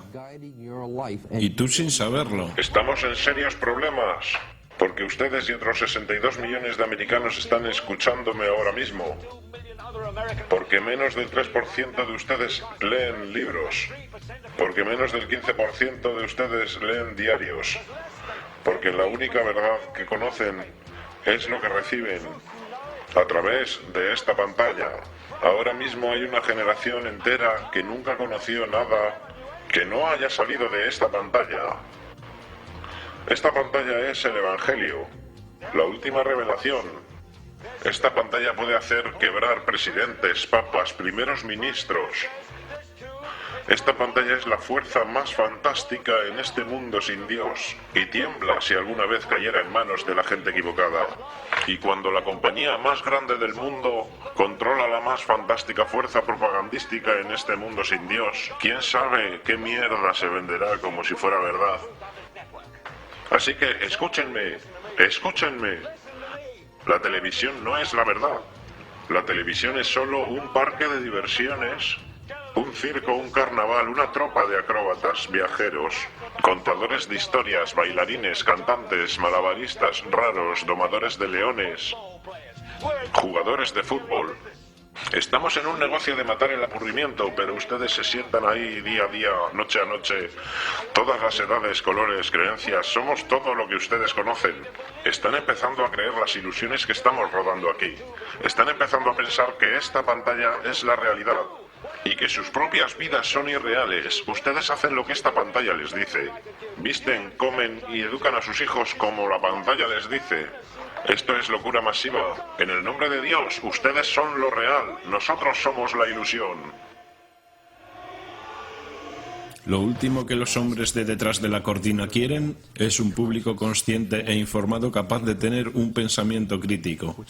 Por eso, un continuo y fraudulento modelo de sociedad es emitido vía religión, los medios masivos y el sistema educativo. Quieren mantenerte en una distraída burbuja inocente y la jugada les está saliendo rematadamente bien. En 2005 se hizo un acuerdo entre Canadá, México y Estados Unidos. Este acuerdo, sin haberse anunciado al público, sin ser regulado por el Congreso, fusiona a los Estados Unidos, Canadá y México en una sola entidad, borrando todas las fronteras. Se llama Unión Norteamericana. Quizá te preguntes por qué nunca has escuchado hablar de esto. De hecho, solo hay un periodista de las grandes cadenas que ha estado al tanto. Ha tenido el coraje de cubrir el asunto. La política de fronteras abiertas de la administración Bush y su decisión de ignorar la imposición de las leyes inmigratorias de este país es parte de un plan más amplio. El presidente Bush firmó un acuerdo formal que acabará con los Estados Unidos tal como los conocemos. Y dio ese paso sin aprobación del Congreso ni del pueblo de los Estados Unidos. Es un trato del que pocos han oído hablar. Fue hecho por muy poca gente en la cima, en beneficio de la clase inversora. Pero la gente de clase trabajadora, políticos de todo nuestro país, desde comunidades y ciudades, no saben nada sobre esto. Esto no es ningún tratado comercial, es la eliminación total de la soberanía de estos países que también causará la aparición de una nueva moneda llamada Amero. Aparte Simplemente pienso una cosa. La gente que está basada en el dólar necesita fijarse en el amero. Eso es algo de lo que nadie está hablando. Creo que va a tener un gran impacto en la vida de todos en Estados Unidos, en Canadá y en México. El amero es la moneda propuesta para la comunidad norteamericana que está siendo desarrollada en este momento entre Canadá, los Estados Unidos y México para hacer una comunidad sin fronteras, muy similar a la Unión Europea. El dólar canadiense y el peso mexicano serán reemplazados por el amero. Para cumplir con este arreglo, la Constitución americana quedará obsoleta. Sería de esperar que una situación como esta estuviera en portada de los periódicos. Hasta que te das cuenta de que la gente que hay detrás del arreglo es la misma gente que está detrás de los medios masivos y que no te dicen lo que no debes saber. La Unión Norteamericana es el mismo concepto de la Unión Europea, la Unión Africana y pronto lo que será la Unión Asiática. Y la misma gente está detrás de todas ellas. Y cuando sea el momento, todas estas uniones mencionadas serán fusionadas, formando así las últimas etapas de un plan en el que estos hombres han estado trabajando los últimos 60 años. Un gobierno mundial. Tendremos un gobierno mundial, nos guste o no. La única pregunta es si el gobierno mundial será llevado a cabo por conquista o consenso. James Warburg. Estamos agradecidos con el Washington Post, el New York Times, Times Magazine y otras grandes publicaciones cuyos directores han asistido a nuestras reuniones y respetado sus promesas de discreción por casi 40 años. Hubiera sido imposible para nosotros el desarrollar nuestro plan para el mundo, sujetos a las luces de la publicidad durante esos años. Pero el mundo está más sofisticado y preparado para llegar al gobierno mundial. La soberanía supranacional de una élite intelectual y de banqueros mundiales es seguramente preferible a la autodeterminación nacional practicada en siglos pasados. David Rockefeller, Consejo de Relaciones Exteriores. Un banco, un ejército, un centro de poder. Y si hemos aprendido algo de la historia, es que el poder corrompe. Y el poder absoluto corrompe absolutamente.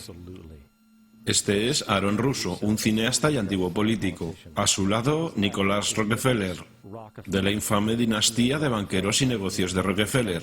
Después de mantener una amistad con Nicholas Rockefeller, Aaron finalmente terminó la relación, horrorizado por lo que supo de los Rockefeller y sus ambiciones. Un día recibí una llamada de una abogada que conocía y me dijo: ¿te gustaría conocer a uno de los Rockefeller? Me encantaría, dije yo. Nos hicimos amigos y comenzó a revelarme un montón de cosas. Entonces una noche me dijo: va a ocurrir un suceso, Aaron. Y a partir de ahí vamos a ir a Afganistán. Así podremos poner tuberías desde el mar Caspio. Vamos a ir a Irak. Vamos a llevarnos el petróleo y establecer una base en Oriente Medio. Y vamos a ir a Venezuela y librarnos de ese Chávez. Las primeras dos se llevaron a cabo. La de Chávez no funcionó. Vas a ver a tipos buscando a gente que nunca van a encontrar.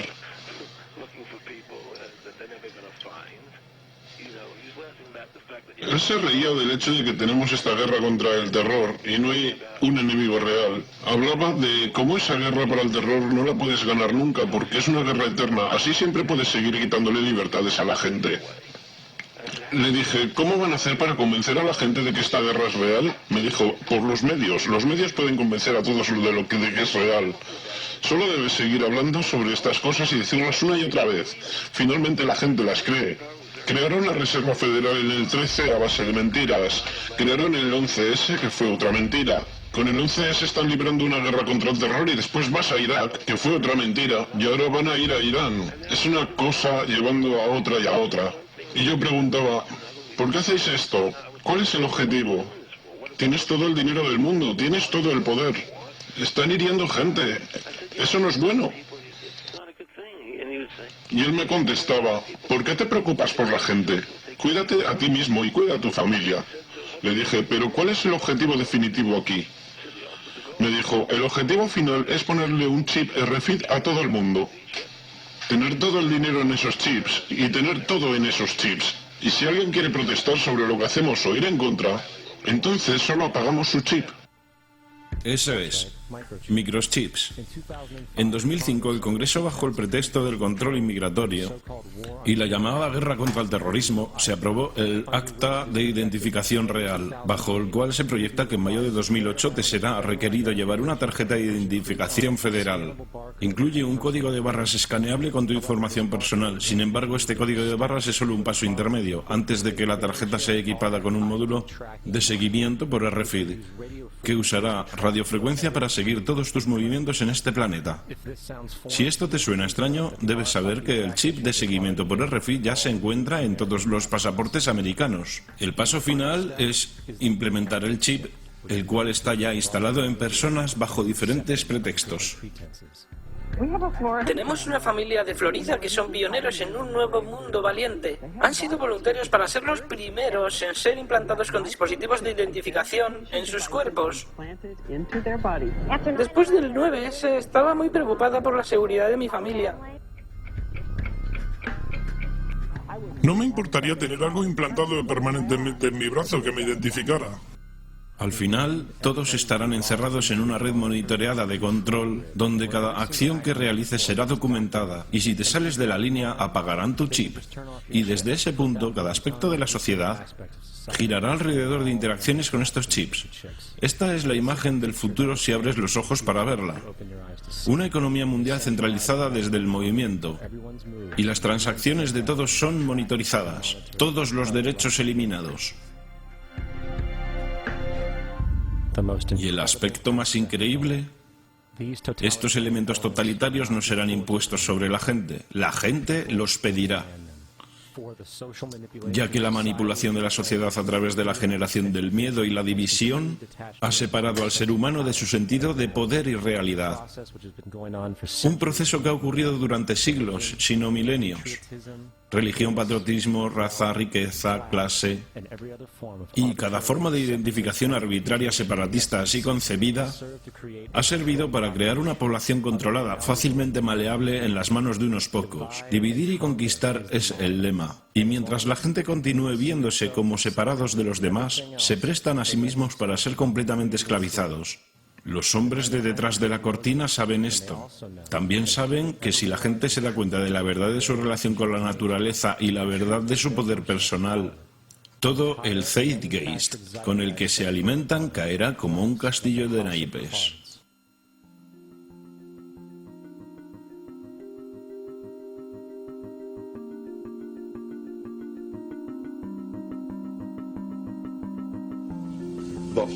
El sistema entero en el que vivimos nos enseña que no tenemos poder, que somos débiles, que la sociedad es mala y está llena de crimen y demás.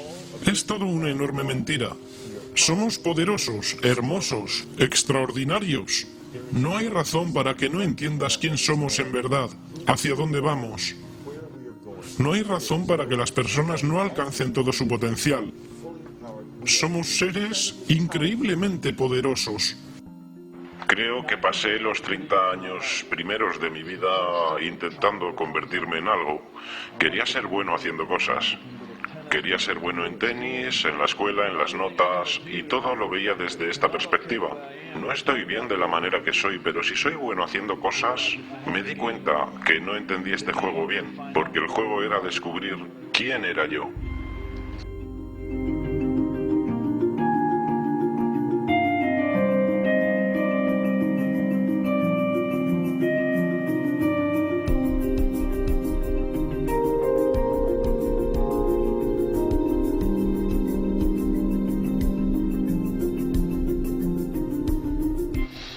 En nuestra cultura hemos sido entrenados para resaltar las diferencias individuales, así que miras a cada persona y lo que nos impacta es más inteligente, más tonto, más viejo, más rico, más pobre. Hacemos estas distinciones dimensionales y las ponemos en categorías y las tratamos de esa manera.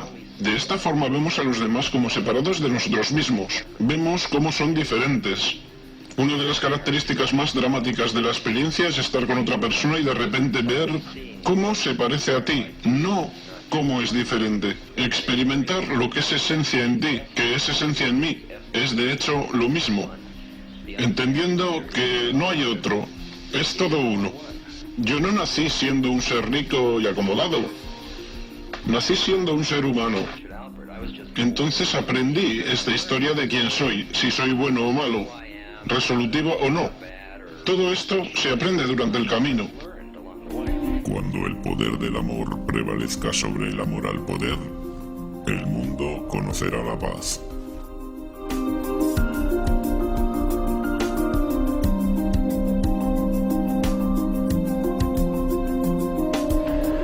Los viejos intereses, desde el chauvinismo racial, sexual y religioso, hasta el fervor nacionalista rabioso, están empezando a no funcionar.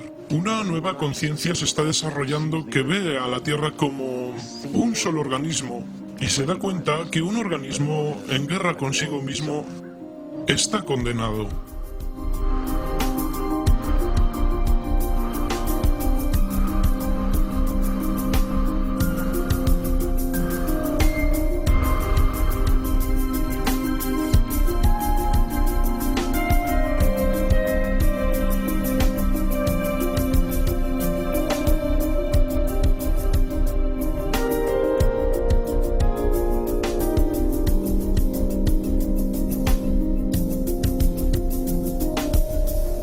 Bill Hicks solía terminar sus discursos con esto. La vida es como un paseo por una atracción de un parque de atracciones. Cuando te subes piensas que es real, porque así de poderosas son nuestras mentes. El paseo sube, baja y da vueltas, tiene emociones, sustos y luces de colores. Es muy ruidoso y es muy divertido por un rato. Algunos han estado por el paseo mucho tiempo y empiezan a preguntarse: ¿esto es real o solo es una atracción? Y otra gente ha recordado y nos ha dicho: hey, no te preocupes, no temas, porque esto es solo un paseo. Y hemos matado a esas personas. ¡Cállenlo! Que tengo mucho invertido en este paseo, cállenlo.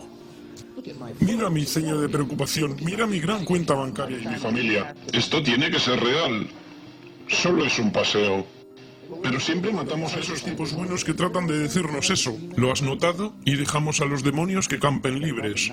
Pero no importa, solo es un paseo y podemos cambiarlo cuando queramos. Es solo una decisión, sin esfuerzo, sin trabajo, sin ahorros de dinero. Solo es una decisión ahora mismo, entre el miedo y el amor.